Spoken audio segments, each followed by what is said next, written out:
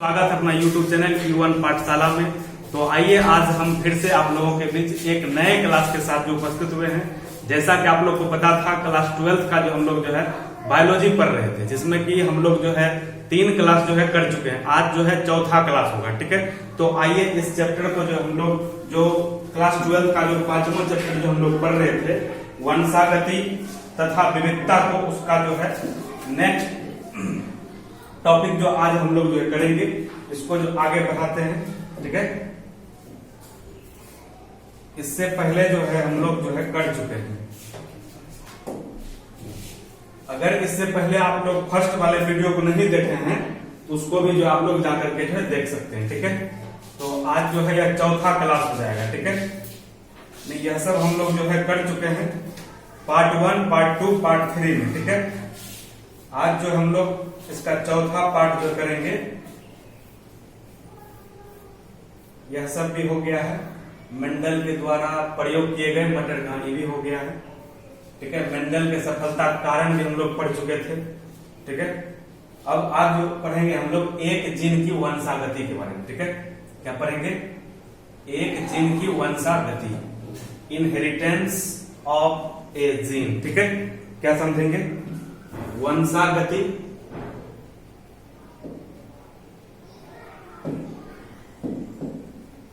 Gene, एक gene की वंशागति को आज जो हम लोग समझेंगे। देखिए, सबसे पहला पॉइंट जो इसमें आप लोग को याद रखना है कि सबसे पहला पॉइंट जो है याद रखेंगे कि मेंडल ने मटर के लंबे तथा बौने पौधे का जो संकलन किया था, ठीक है। इस प्रयोग के द्वारा जो है एक जीन का अनुवांशिक अध्ययन किया गया था। जब इससे पिछले वाले क्लास में जो हम लोग जो है चर्चा किए थे, मेंडल साहब जो है किसी भी जीव के जो 7 लक्षणों के बीच जो है अध्ययन किया था, 7 जोड़े लक्षण, मुख्य रूप से 7 लक्षण लिया था और 7 लक्षण का प्रत्येक लक्षण का 2 उपलक्षण भी था, ठीक है। उसके बीच जो संकरण कराया था, जैसे अगर कोई भी एक पादप की बात किया जाए, मटर के पादप का है, वह 2 तरह का लिया लंबाई के अनुसार। एक लिया शुद्ध लंबा पौधा, एक लिया शुद्ध बौना पौधा। तो शुद्ध लंबा पौधा के लिए जो है वह क्या किया था? कैपिटल टी से डिनोट किया था, ठीक है। और जो शुद्ध बौना था उसको जो स्मॉल टी से जो है डिनोट किया था, ठीक है।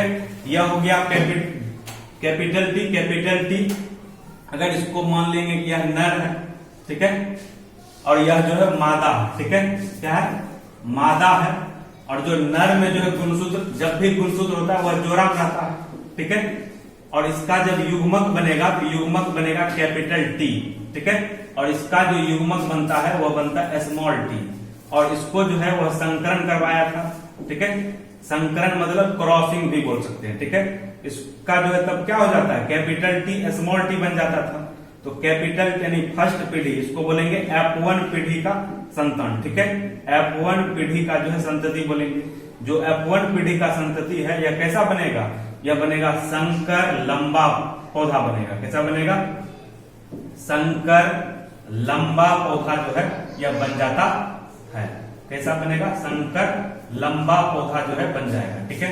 तो संकर, यह कैपिटल टी था, यह प्रभावी लक्षण था। क्या था? यह प्रभावी लक्षण को दर्शाता है। और यह जो अप्रभावी लक्षण, अब बात किए थे प्रभावी लक्षण क्या होता है, तो बोलेंगे अगर पूछा जाए कि प्रभावी लक्षण क्या होता है, तो बोलेंगे वैसा लक्षण जो प्रथम पीढ़ी में दिखता हो उसको बोलेंगे प्रभावी लक्षण, ठीक है। जब इसका हम लोग जो है संकरण करवाए, इसमें देखने के लिए मिला कि जो संतान जो बन रहा है वह कैसा बन रहा है? संकर बन रहा है। संकर मतलब क्या? दोनों के, यानी इस पिता के और माता के दोनों का जो इसमें जीन आ रहा है, ठीक है। इसलिए इसको बोलेंगे संकर। क्या बोलेंगे? संकर, जिसको हम लोग जो है हाइब्रिड बोलते हैं इंग्लिश में, ठीक है। क्या बोलेंगे? हाइब्रिड। और इस क्रिया को हाइब्रिडाइजेशन बोला जाता है, ठीक है। यहाँ पर पौधा जो बना है वह लंबा बना है। कैसा बना है? लंबा। तो किसका लक्षण आया है? लंबा का लक्षण आया है। इसलिए बोल सकते हैं कि इसका जो फर्स्ट पीढ़ी में जो लक्षण आएगा वह होता है शुद्ध प्रभावी लक्षण। क्या होता है? प्रभावी लक्षण। और जो दूसरा था अप्रभावी लक्षण था, यह जो है फर्स्ट पीढ़ी में जो है नहीं दिख रहा है, ठीक है। यह हो गया अप्रभावी लक्षण। यह तो आप लोग जो है समझ चुके होंगे कि क्या होता है प्रभावी लक्षण, क्या होता है अप्रभावी लक्षण, ठीक है।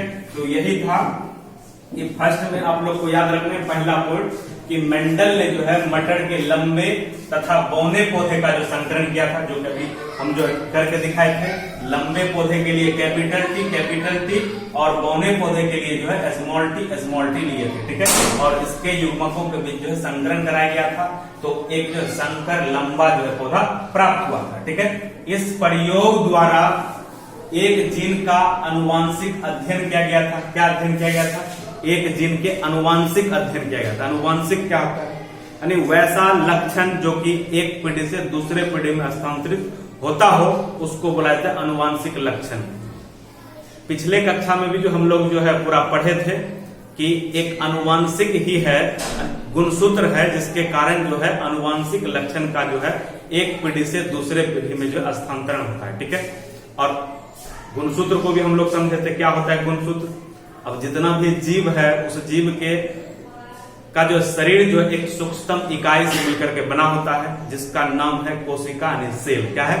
सेल। और उस कोशिका के जो केंद्र में जो है एक चीज रहता है, यानी धागे नुमा संरचना।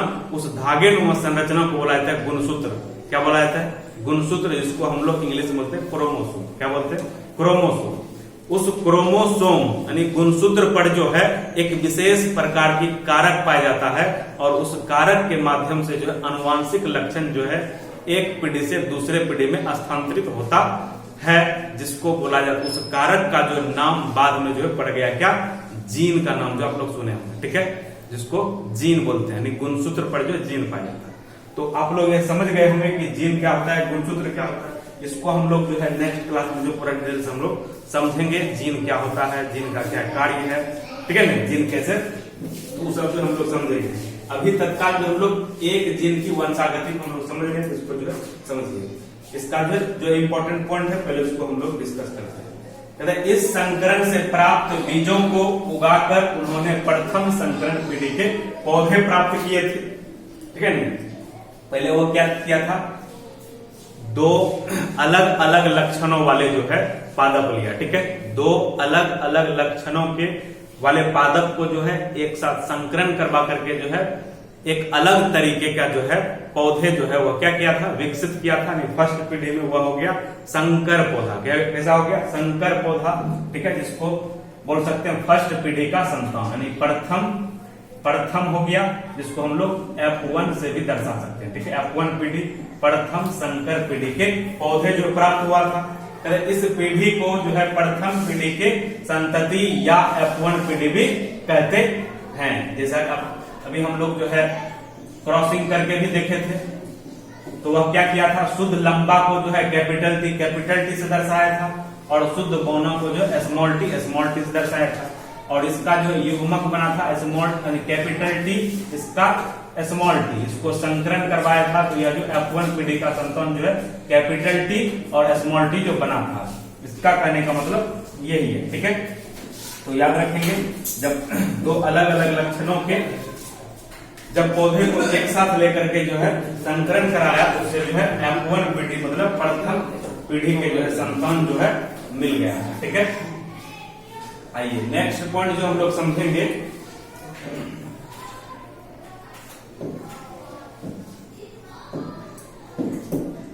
नेक्स्ट कहता है कि उन्होंने देखा कि F1 पीढ़ी के सभी पौधे लंबे थे। अभी हम भी देख रहे थे, यहाँ पर जो है क्या देखा हुआ? प्रथम पीढ़ी में जो क्या था? सभी पौधे लंबे थे, यानी बौने पौधे एक भी नहीं था, ठीक है। जब संकरण कराया दो अलग अलग लक्षणों के पौधे, तो उसमें जो है दिखा कि प्रथम पीढ़ी में जो जितना भी संतान आ रहा था, वह जो है 100% सब लंबा पौधा, नहीं लंबा पौधा ही बन रहा था, ठीक है। और कोई भी बौना पौधा जो है नहीं बन रहा था, ठीक है। इसको भी याद रखना है। तो फिर उन्होंने सभी लंबे पौधे को स्वयं परांगित किया, ठीक है। तो देखा गया कि F2 पीढ़ी में उत्पन्न पौधे कुछ बौने भी थे, और ये जो है F1 पीढ़ी में नहीं दिखते थे, ठीक है। पहले F1 पीढ़ी में नहीं दिखा था। इसको जो है आप लोग संकरण करवा के जो दिखाते हैं, ठीक है। सबसे पहले तो अब क्या लिया था? दो अलग अलग लक्षणों वाले जो है पादप लिया था, ठीक है। सबसे पहले लिया इसमें शुद्ध लंबा। क्या लिया था? शुद्ध लंबा, एक नर लिया, नर और एक मादा, ठीक है, ठीक है नहीं। शुद्ध लंबा के लिए जो डिनोट किया था कैपिटल टी, और शुद्ध बौनों के लिए जो है किया था स्मॉल टी लिया। ठीक है, अब इसका जो युग्मक बनता है वह बन जाएगा क्या, कैपिटल टी, इसका जो बन जाएगा वह हो जाएगा स्मॉल टी। ठीक है, ये क्या था, जनक था, क्या था, जनक, ये जनक था, और यह हो गया युग्मक, क्या हो गया, युग्मक हो गया, यह था युग्मक। जब इसको क्रॉसिंग करवाया तो बना कैपिटल टी स्मॉल टी, यह हो गया F1 पीढ़ी की संतति। ठीक है, यानी F1 पीढ़ी का पौधा हो गया। कैसा पौधा बना, यह बना संकर लंबा, कैसा बना, संकर लंबा पौधा बना है। ठीक है, संकर लंबा पौधा बना है। जब इसी को क्या किया, जो फर्स्ट पीढ़ी में जो संतान बना है, पौधा जो प्राप्त हुआ है कैपिटल टी स्मॉल टी, इसको फिर से जो स्वयं संकरण करवाया, यहां देखिए लिखा है स्वयं परागन, क्या लिखा है, स्वयं परागन करवाया। स्वयं संकरण बोलिए या स्वयं परागन बोलिए, इसको भी समझिए। अब है कैपिटल टी स्मॉल टी, इसको क्रॉसिंग करवाएंगे फिर से जो है कैपिटल टी स्मॉल टी से।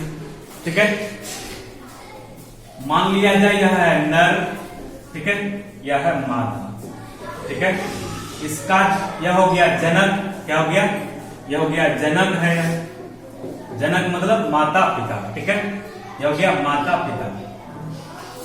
अब इसका जो युग्मक बनेगा, दो प्रकार का युग्मक बनेगा, एक बनेगा कैपिटल टी, एक बनेगा स्मॉल टी। इसमें भी युग्मक जो है दो प्रकार का बनेगा, एक बनेगा कैपिटल टी, एक बनेगा स्मॉल टी।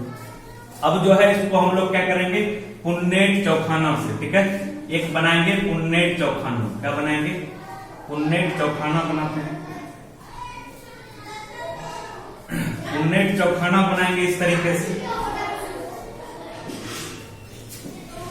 और यहां पर जो है क्या करेंगे, इसको जो दो बराबर भाग में बांट देना इस तरह से। ठीक है, और यहां पर जो है क्या करना है, नर युग्मक का जो है सबसे पहले सिंबल बनना इस तरीके से, बताए थे पिछले क्लास में, इस तरीके से गोल कर देना, ऐसे जो है यह नर युग्मक का जो सिंबल हो जाता है। ठीक है, फिर इसमें क्या करेंगे, मादा युग्मक का सिंबल बनाएंगे इस तरीके से, गोल कर देना है, ऐसे करके ऐसे कर देना। ठीक है, ये हो गया मादा युग्मक का सिंबल।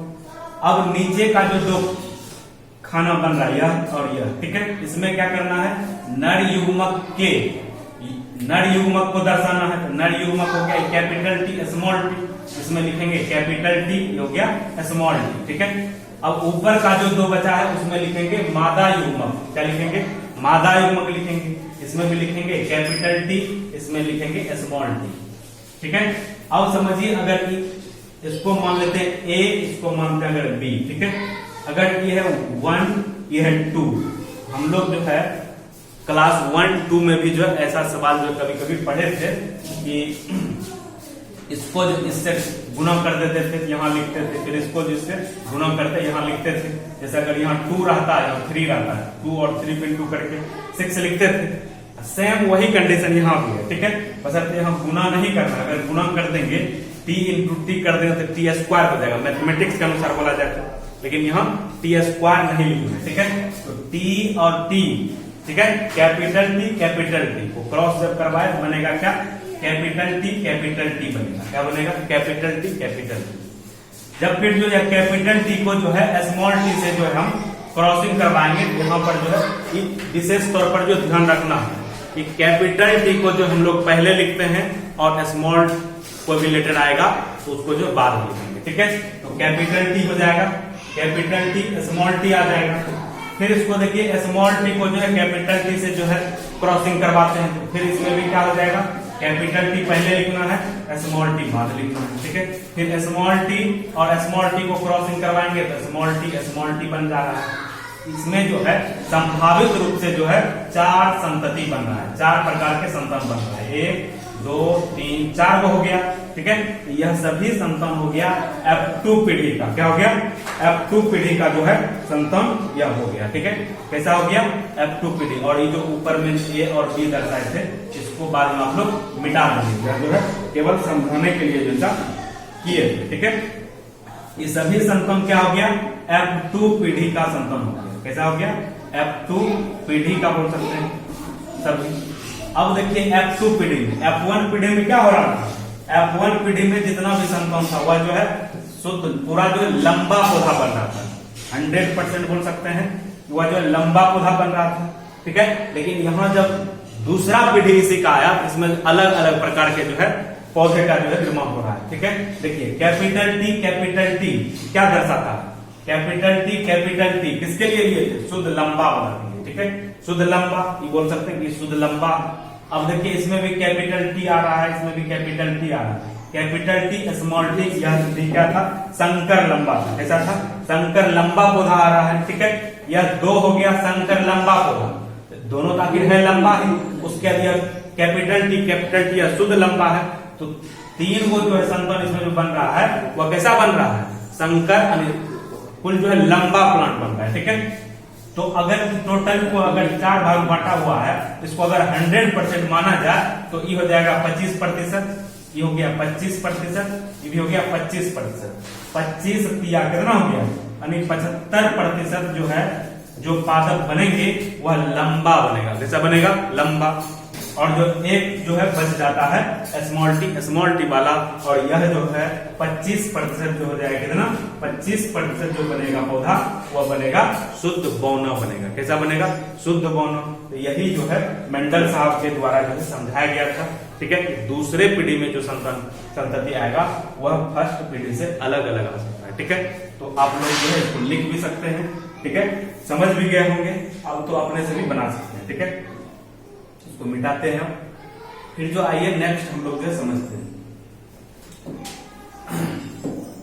अब देखिए वही चीज यहां पर भी लिखा हुआ है, ठीक है, कहते हैं बौने यानी पीढ़ी का जो है अनुपात जो है कुल F2 पीढ़ी के पौधे का जो 25% था, जबकि 75% क्या था, लंबा पौधा बन रहा था। अभी जब हम क्रॉसिंग करवाए तो उसमें पता चला कि जो 25% जो पौधा F2 पीढ़ी में था वह बौना पौधा था, कैसा था, बौना पौधा था, ठीक है। और जो 75% जो पौधा आया था वह आया था लंबा पौधा बना था, ठीक है, नहीं 75%। इसको आप लोग जो है नोट भी करते जाइए, ठीक है। तो आइए अब जो है नेक्स्ट पॉइंट की ओर जो हम लोग बढ़ते हैं, ठीक है। इसको आप लोग जो है समझ गए होंगे, ठीक है। अब नेक्स्ट पॉइंट जो है वह है कि इससे यह निष्कर्ष निकलता है कि जो ये हम लोग क्रॉसिंग करवाए, जो मेंडल साहब जो है क्रॉसिंग करवाया, इससे निष्कर्ष निकलता है कि आनुवांशिकता के कारण आनुवांशिक लक्षण सामूहिक रूप से जनकों से संतान में न जाकर के अलग अलग जाता है, ठीक है। यानी इस कारण इन्हें प्रत्येक आनुवांशिक लक्षण को एक स्वतंत्र इकाई माना और बताया कि एक कुछ विशिष्ट इकाइयों के द्वारा जो है जनक की जनन कोशिका, जिन्हें युग्मक कहते हैं, इससे जो है स्थानांतरित होता है। यानी इस पूरा इस संकरण से जो है संकरण जो भी करवाए फर्स्ट पीढ़ी फिर सेकेंड पीढ़ी, उससे यह निष्कर्ष निकला कि कोई भी संतति का जो है गुणसूत्र या आनुवांशिक लक्षण जो है वह स्वतंत्र रूप से जो है उसके अगले पीढ़ी में जो है स्थानांतरित होता है, ना कि कोई इसका जो है जैसा सेम टू सेम लक्षण जो है संतति में नहीं जा सकता है, ठीक है। अब जैसा बनावट है उसके माता पिता का, यानी उसका कुछ कुछ गुण जो है संतान में जा सकता है, लेकिन पुनरुपेन जो है उसके संतान में नहीं जा सकता है, या उसके जितने भी और भी संतान होंगे उस सबका जो है एक ही जैसा रूप नहीं रह सकता है, सबका अलग अलग भी हो सकता है। इस संकरण से जो है हम लोग को यही निष्कर्ष जो है निकला था, ठीक है। तो याद रखेंगे, तो इसको मिटाते हैं। अब यहाँ एक चीज आया था कि देखिए युग्मक, ठीक है, बहुत बार पूछा जाता है कि युग्मक क्या होता है, तो बोल देंगे जो माता या पिता से जो एक विशेष प्रकार की जो है कोशिका जो है हर व्यक्ति के शरीर में जो है पाया जाता है, जिस वह कोशिका जो है जनन करने योग्य जो है होता है। जनन मतलब कि जो अपने समान जो है नए जीव को जो है बना सकता हो उसको बोलते हैं जनन। जब उसमें जनन करने योग्य क्षमता पाया जाएगा उस कोशिका में, उस कोशिका को बोला जाता है युग्मक बोलते हैं, ठीक है। तो इसको भी जो आप लोग ध्यान रखेंगे। ऐसे आप लोग फर्स्ट चैप्टर सब में जो सब पढ़े होंगे, ठीक है। अब देखिए यहाँ एक पॉइंट जो दिया है कि दो विपरीत पौधे के समान तुलनात्मक लक्षण को जो है एलील कहते हैं, ठीक है।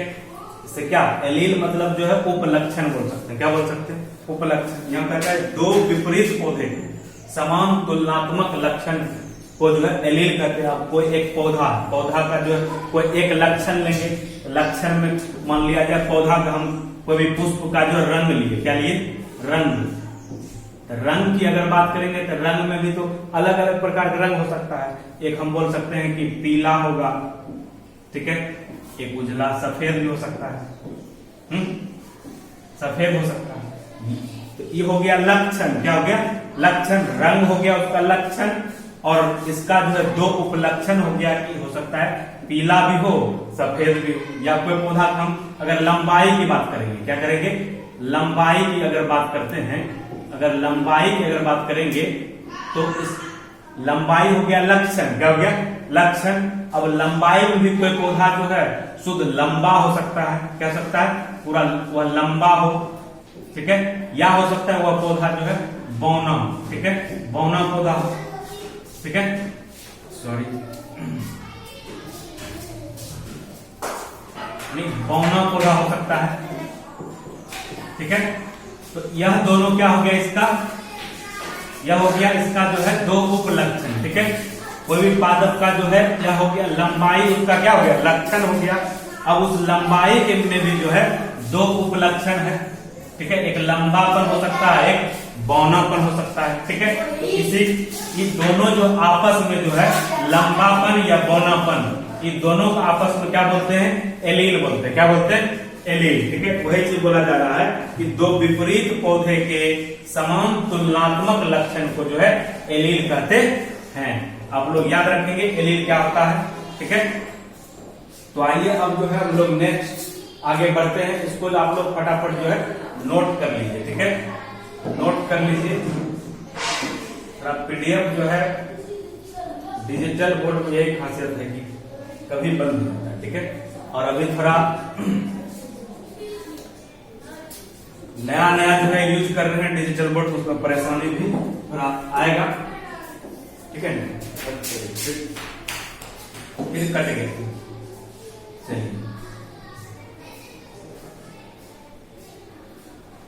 चलिए खुल गया खुल गया। अब जो आगे जो है अगला पॉइंट जो हम लोग समझेंगे, वो जो नेक्स्ट पॉइंट जो है वह कि मेंडल ने प्रभावी लक्षण को बड़े अक्षर से, अभी हम लोग भी बात किए थे, जो प्रभावी लक्षण होगा उसको कैपिटल लेटर यानी कैपिटल टी से दर्शाते थे, और तथा जो है वो प्रभावी लक्षण को जो है छोटे अक्षर मतलब स्मॉल टी से जो है अभिव्यक्त किया था, ठीक है। यह भी बहुत बार पूछा जाता है ऑब्जेक्टिव में कि मेंडल साहब जो है प्रभावी लक्षण को किस लेटर से दर्शाया था, तो बोलेंगे कैपिटल लेटर से। कैसा? कैपिटल लेटर से। और जो अप्रभावी लेटर को जो है किससे दर्शाया था? स्मॉल लेटर से, ठीक है, याद रखेंगे। अगर रंग की भी बात किया जाए, कोई पौधे का रंग है, तो रंग में अगर लाल रंग लिए मान लिया जाए, उसका एक सफेद रंग लिए, तो एक जो प्रभावी लक्षण होगा कैपिटल आर से डिनोट करेंगे, ठीक है। जो अप्रभावी लक्षण होगा स्मॉल आर से डिनोट कर देंगे, ठीक है। तो वही चीज जो है इसका मतलब हो गया कि मेंडल साहब जो लक्षण लिए थे कि प्रभावी लक्षण के लिए बड़े अक्षर और अप्रभावी लक्षण के लिए जो है छोटे अक्षर का जो है प्रयोग किए थे, ठीक है। यह भी पॉइंट जो है आप लोग को याद रखना है, ठीक है। अब आइए नेक्स्ट पॉइंट जो है कहते हैं एक गुण को दिखाने के लिए दो कारक होते हैं, ठीक है। जो दोनों कारक समान हो तो समयुग्मजी, या अगर लेकिन जब दोनों विपरीत हो तो विषम युग्मजी बोला जाता है। अगर बोला जाएगा कि समयुग्मजी क्या है या विषम युग्मजी क्या है, जब कोई भी एक लक्षण के लिए जो है समान गुणसूत्र हो उसको क्या बोलेंगे? समयुग्मजी बोलेंगे, ठीक है। जैसे कैपिटल टी, इसमें देखिए दोनों युग्मक जो है सेम है, यानी दोनों में गुणसूत्र जो है समान प्रकार के जो है गुणसूत्र पाया जाएगा, ठीक है। तो यह जो है किसको दर्शाएगा? समयुग्मजी को दर्शाएगा, ठीक है। ठीक है। या अगर स्मॉल टी रहेगा, इसमें देखिए समान प्रकार के, यह भी क्या दर्शाएगा, सम युग्मजी को दर्शाएगा। अगर इसी में रहता कैपिटल टी, एक रहता स्मॉल टी, यह जो क्या दर्शा रहा है, अलग अलग प्रकार के गुणसूत्र को दर्शा रहा है, यह हो जाएगा विषम युग्मजी। ठीक है, आप लोग समझ गए हैं सम युग्मजी क्या होता है, विषम युग्मजी। वही मेंडल साहब बोले कि एक गुण को दिखाने के लिए दो कारक होते हैं, जब दोनों कारक समान होगा, दोनों कारक क्या होगा, समान होगा। अगर कैपिटल टी है या स्मॉल टी है तो वह होगा समयुग्मजी। कैसा होगा, समयुग्मजी होगा। अगर यह दोनों कारक अलग अलग होता है उसको बोलेंगे विषम युग्मजी बोलेंगे। ठीक है, इसको जो आप लोग समझ गए होंगे, नोट भी करते जाइए। ठीक है, अगर इससे पहले वाले जो है क्लास आप लोग अटेंड नहीं किए हैं तो उसको भी जो आप लोग जो है जाके देख सकते हैं इस चैनल के प्लेलिस्ट में जाकर के। ठीक है, अब हम लोग जो है एक नया टॉपिक को स्टार्ट करने जा रहे हैं। ठीक है, हो जाता है। चलिए, डिजिटल बोर्ड जो है, चलिए खुल गया। अब जो हम लोग जो है समझेंगे एक नया टॉपिक जो स्टार्ट करेंगे, मेंडल के वंशागति के नियम। ठीक है, अब जो हम लोग पढ़ेंगे मेंडल के वंशागति के नियम, यानी मेंडल साहब जो है अपने प्रयोग के लिए जो है मटर के पौधे यानी उद्यान मटर का जो है चयन किया। ठीक है, और उस मटर के पौधे के जो है 7 जोड़े लक्षण जो है का जो है चुनाव किया था। ठीक है, और उन्हीं 7 जोड़े लक्षणों का अध्ययन करके जो है यानी 7 वर्षों के गहन अध्ययन के बाद एक प्रकार का जो है मतलब सिद्धांत हुआ जो है हम लोगों के बीच जो दिया था, और उसी को जो बोला जाता है मेंडल के वंशागति का सिद्धांत। ठीक है, याद रखेंगे। कहते हैं प्रयोगों के, यानी मेंडल साहब जो अपने प्रयोगों के परिणामों के आधार पर जो है मेंडल ने कुछ नियम दिए, जिसे जो है मेंडल के नियम के नाम से जो है जाना जाता है। यानी मेंडल साहब जो है एक उद्यान मटर का जो चयन किया, और उद्यान मटर में जो है 7 प्रकार के लक्षण लिया। ठीक है, और वह सभी 7 लक्षण को जो है पूरा गहन अध्ययन करने के बाद जो यह निष्कर्ष पर पहुंचा कि कोई भी पादप का जो है गुण जो है उसके अगले पीढ़ी में जो है एक विशेष प्रकार की कारक के कारण जो जाता है। ठीक है, उसके बाद जो है यह अपना नियम को जो है समाज को बताया। ठीक है, तो उस नियम को ही जो बोला जाता है क्या, मेंडल्स लॉ या मेंडल के नियम बोलते हैं। ठीक है, तो मेंडल साहब जो है कुछ नियम दिए हैं, 3 गो नियम जो इसका पढ़ेंगे। ठीक है, यानी मेंडल साहब अगर पूछ दे मेंडल साहब जो है कितने नियम दिए हैं, ठीक है, मेंडल के कितने नियम हैं, तो 3 नियम है। ठीक है, जैसे फिजिक्स में पढ़ते थे ना प्रकाश के परावर्तन के कितने नियम हैं, तो उसी तरीके से यहाँ जो है मेंडल साहब के जो है 3 नियम है। ठीक है, मेंडल के कितने नियम हैं, तो 3 नियम जो है अभी हम लोग जो है समझेंगे। ठीक है, तो सबसे पहला नियम जो है हो जाएगा वह प्रभाविता का नियम। क्या हो जाएगा, प्रभाविता का नियम जो है हो जाएगा। तो आइए फर्स्ट नियम को जो हम लोग समझते हैं कि प्रभाविता का नियम जो है क्या होता है। फर्स्ट हम लोग पढ़ेंगे प्रभाविता का नियम यानी लॉ ऑफ डोमिनेंस। ठीक है, कहते हैं जब 2 विपरीत विशेषकों मतलब उपलक्षण, विशेषकों मतलब क्या समझेंगे, उपलक्षण समझेंगे। यानी जब 2 विपरीत लक्षणों वाले जीवों के बीच संकरण कराया तो प्रथम पीढ़ी में केवल प्रभावी विशेषक, ठीक है, प्रभावी विशेषक को जो उपलक्षण बोल सकते हैं, प्रभावी विशेषक दिखाई देते हैं और वो प्रभावी विशेषक दिखाई नहीं देते हैं तो इसे ही प्रभाविता का नियम कहा जाता है। अभी हम लोग जो है संकलन करा के भी देखे थे, फर्स्ट पीढ़ी में क्या देखे थे, फर्स्ट पीढ़ी में जो है केवल प्रभावी लक्षण दिखा, क्या दिखा था, प्रभावी लक्षण दिखा था। और उसी को जो है मेंडल साहब क्या बोले, यह है प्रभाविता का नियम। ठीक है, उसी को जो है प्रभाविता के नियम से जो जाना गया। फिर से एक बार जो देख लीजिए मेंडल साहब क्या बोला था, यानी प्रभावी लक्षण को जो है कैपिटल टी से जो है डिनोट किया था। ये तो केवल हम लंबाई की बात कर रहे हैं, रंग में बात करेंगे तो फिर जो है लेटर चेंज हो जाएगा। अगर रंग में बात करेंगे, अगर लाल है और उजला है, ठीक है, लाल के लिए जो कैपिटल आर कैपिटल है, फिर जो सफेद के लिए स्मॉल आर से डिनोट करेंगे, ठीक है। यहाँ हम जो है केवल दे देंगे किसका, लंबाई की जो भी बात कर रहे हैं, ठीक है। अगर वह प्रभावी लक्षण के लिए क्या लिया था, कैपिटल टी, और अप्रभावी के लिए जो है स्मॉल टी से डिनोट किया था। और इसको जब संकलन करवाया था फर्स्ट पीढ़ी में, केवल कैसा संकलन मिला था, कैपिटल टी स्मॉल टी, और यह कैसा था, लंबा था, कैसा था, शुद्ध, केवल लंबा पौधा मिला था। इसका कहने का मतलब यही है कि जब दो विपरीत विशेषकों मतलब लक्षण वाले, ठीक है, यानी उपलक्षण वाले, जब दो विपरीत विशेषकों वाले जीवों के बीच संकरण कराया जाता है तो प्रथम पीढ़ी में केवल कैसा दिखेगा, प्रभावी विशेषक दिखाई देते हैं, ठीक है, और वो प्रभावी विशेषक दिखाई नहीं देते हैं। इसे ही प्रभाविता का नियम कहा जाता है, क्योंकि यहाँ जो है प्रभावी लक्षण का जो है प्रभाव केवल दिख रहा है, ठीक है, यानी वो प्रभावी लक्षण यहाँ नहीं दिख रहा है, इसलिए इसको बोला गया प्रभाविता का नियम बोला गया, ठीक है। तो आप लोग इसको जो है नोट कर लीजिए, प्रभाविता का नियम क्या है। और इसको यहाँ जो उदाहरण भी हम जो है लिख दिए हैं, जैसे कि यानी जब एक शुद्ध लंबे मटर के पादप का संकरण एक शुद्ध बौने मटर के पादप के साथ कराया जाता है तो प्रथम पीढ़ी में केवल संकर लंबा यानी लंबे पौधे यानी प्रभावी विशेषक जो है प्राप्त होता है।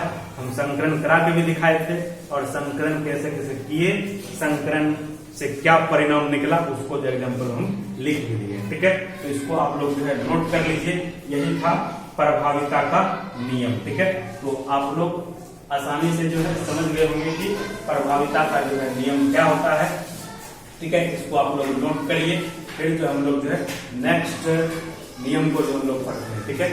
अब दूसरा हम लोग जो है समझेंगे, दूसरा नियम हो जाएगा स्वतंत्र यानी पृथक्करण का नियम। क्या पढ़ेंगे, पृथक्करण का नियम जो है हम लोग जो है इसका दूसरा नियम होगा। दूसरा नियम क्या पढ़ेंगे, पृथक्करण का नियम,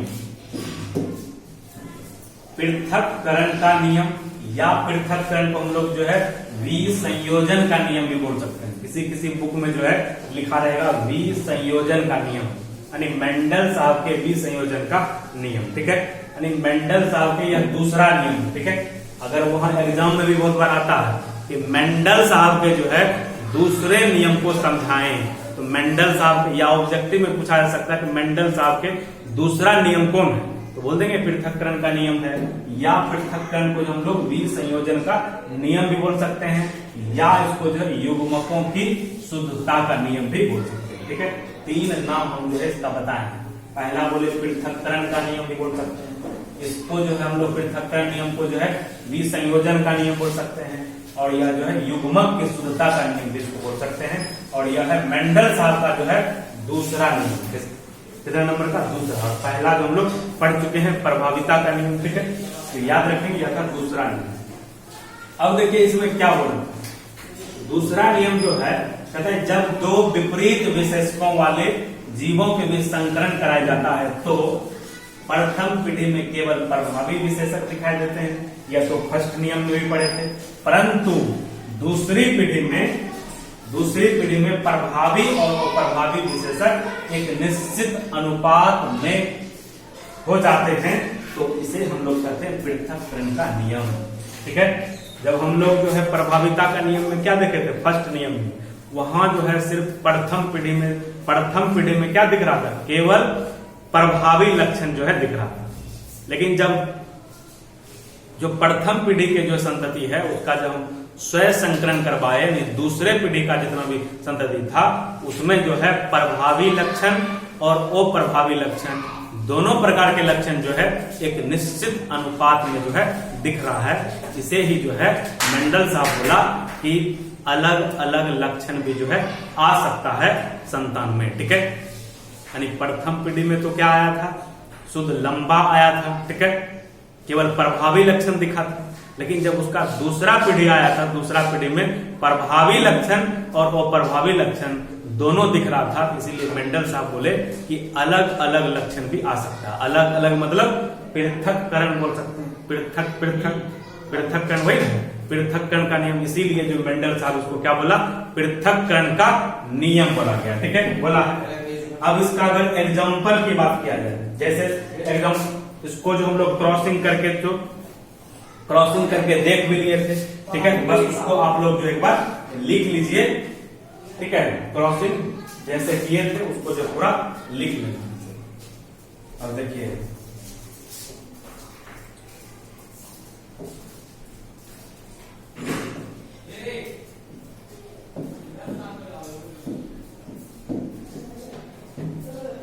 उदाहरण में जो आप लोग को लिखना है कि जब एक शुद्ध लंबे मटर के पादप का संकरण एक शुद्ध बौने मटर के पादप के साथ कराया जाता है तो प्रथम पीढ़ी में केवल संकर लंबा पौधा यानी प्रभावी लक्षण जो है इसमें दिखाई पड़ता है, ठीक है। नहीं कैसा दिखता है प्रभावी लक्षण, बोर्ड आगे कैसे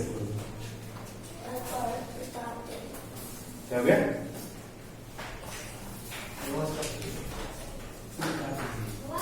कैसे करते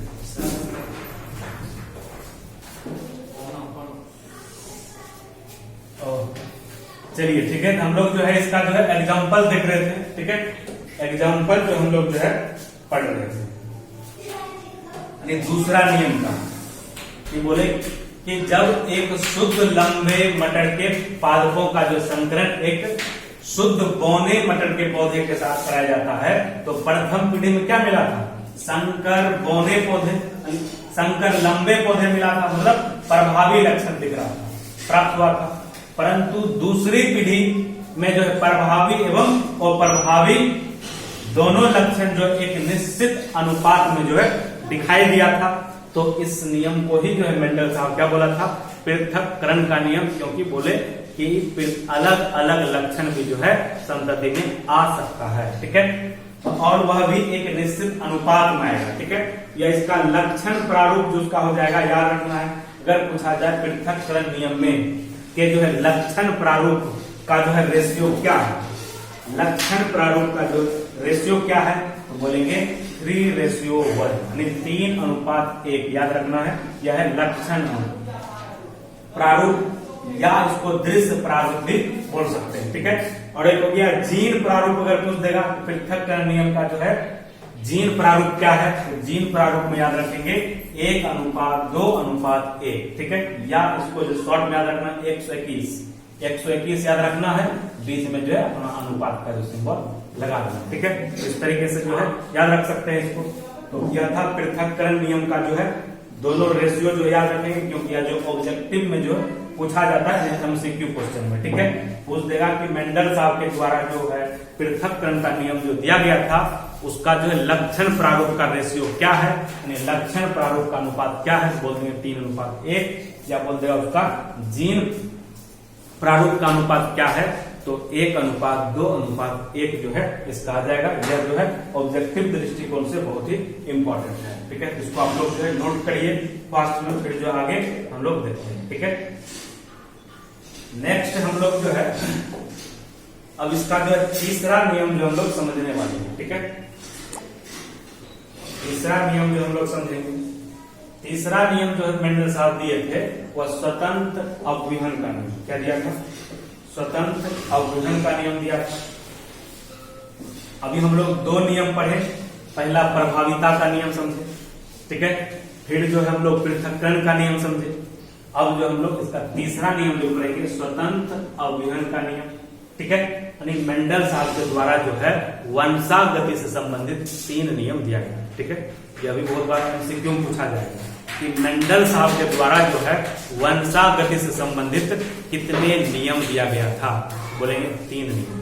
और बोल देगा तीनों नियम लिखने के लिए तो तीनों नियम याद रखेंगे। पहला हो गया प्रभाविता का नियम, दूसरा हो गया पृथक्करण का नियम, तीसरा जो अभी हम लोग पढ़ेंगे स्वतंत्र अवविहन का नियम, ठीक है। आइए इसको जो हम लोग समझते हैं, ठीक है। कहता है कि जब 2 जोड़ी विपरीत विशेषकों मतलब बोले थे उपलक्षण, ठीक है, कोई भी एक लक्षण के लिए 2 उपलक्षण होता है, बोले थे जैसे पादप का अगर हम लंबाई की बात करें तो लंबाई हो गया उसका लक्षण।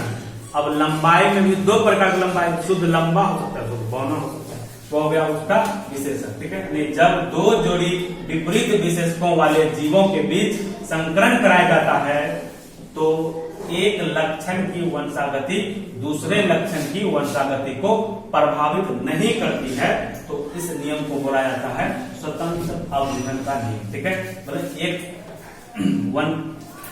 लक्षण जो है दूसरे लक्षण को जो है वह प्रभावित नहीं करेगा, तो वह क्या हो जाएगा, स्वतंत्र अवरोधन का नियम हो जाएगा। फिर सुनिए क्या बोले, जब दो जोड़ी विपरीत विशेषकों, दो जोड़ी उपलक्षण विशेषकों वाले जीवों के बीच जब संकरण कराया जाता है, तो एक लक्षण जो है की वंशागति जो है दूसरे लक्षण की वंशागति को जब प्रभावित नहीं करता है, तो उसको बुलाते हैं स्वतंत्र अवरोधन का नियम बोलते हैं।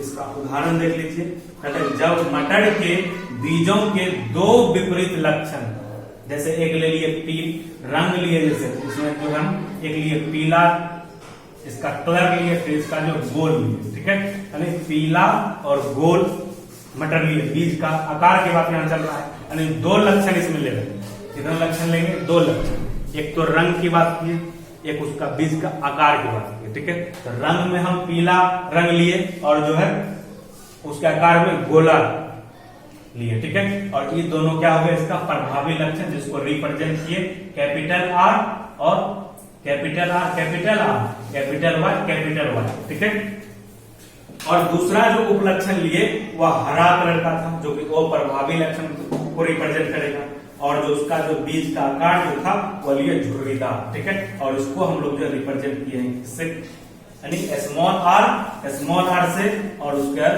स्मॉल वाई से। ठीक है, बीज वाले पौधे के बीज से संकरण करने पर जो है F1 पीढ़ी में सभी संकर पीले सब और गोल बीज जो है वाले पौधे जो प्राप्त होता है, और F1 पीढ़ी के पौधे में स्वयं परागण करने पर जो है 9:3 अनुपात 1 जो है के अनुपात में जो है उत्पन्न होता है बीज। ठीक है, तो इसको बोला गया क्या, स्वतंत्र अवरोधन का नियम बोला गया है। ठीक है, इसको जो हम संकरण करवा के जो है दिखाते हैं। ठीक है, अब जो है इसको संकरण जो है देख लीजिए। अगर फर्स्ट पीढ़ी को हम लोग करते हैं, दो लक्षण लिया, पीला गोल को हम लोग